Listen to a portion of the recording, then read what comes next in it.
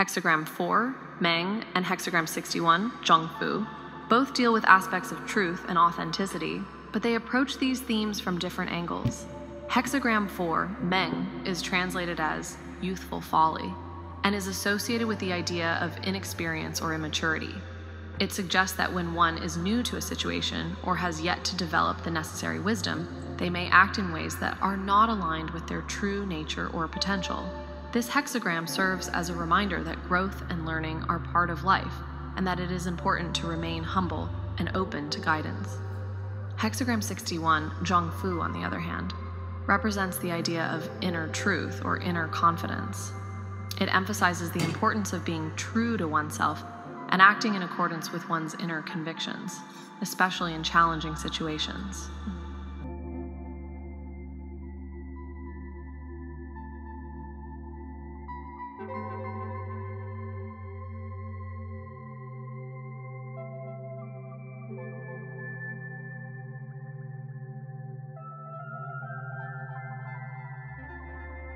This hexagram suggests that a person's true character is revealed when faced with extreme circumstances such as success, power, or desperation.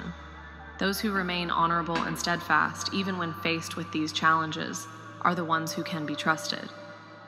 In summary, while Hexagram 4 cautions against youthful folly and immaturity, Hexagram 61 highlights the value of inner truth and authenticity, especially when confronted with difficult situations. Both hexagrams emphasize the importance of being true to oneself and aligning one's actions with their inner wisdom and values. Those who are familiar with my work will be familiar with this chart, the call, trial, return, Bardo. And so to apply that to these two hexagrams, at the call we have the youthful folly. Are we going to claim authorship of our thoughts? Are we going to be attached to power, excellence, achievement, acceptance, knowledge? Or are we going to say there's room for mistakes? This is when the yang order is rising. That is the spring or the dawn.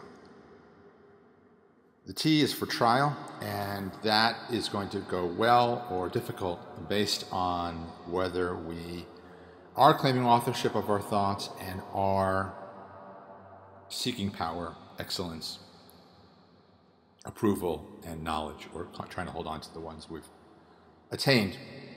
And then that impacts the R return, whether we're attached to judging. Again, if we are still in youthful folly, we will claim that we are the one judging instead of it's the mind judging. Behind all of this, below all of this, beneath all of this, beyond all of this is the inner sincerity, the true self, which is observing the judging happening. And it can be helpful to say you did your best just to clear out that kind of negative bias that we may have. And at this time is when the yin order is rising. We move it to Bardo, which is the winter, the night. And that's where we have maximum disorder. So there's no boundaries and direction. So we're cycling through this, and these two hexagrams are a way to look at this cycle. We begin with the youthful folly, where we take authorship of thoughts, and we're trying to get some kind of proof of worth, trying to get conditional love. The folly is that we don't believe that there's such a thing as unconditional love, especially for ourselves, and we don't believe any notion that we're not authoring thoughts. We think we are one with the mind. And then to find that inner sincerity, we can lighten some of the negativity bias by inhaling room for mistakes and exhaling you did your best. And that can hopefully bring us to the inner sincerity. And as we mentioned, that in dire circumstances, you may feel challenged to go into defensive mode or an aggressive mode. And if you remember this hexagram, you may stay true to yourself and not take authorship of thoughts urging you to play a role or take some rash action.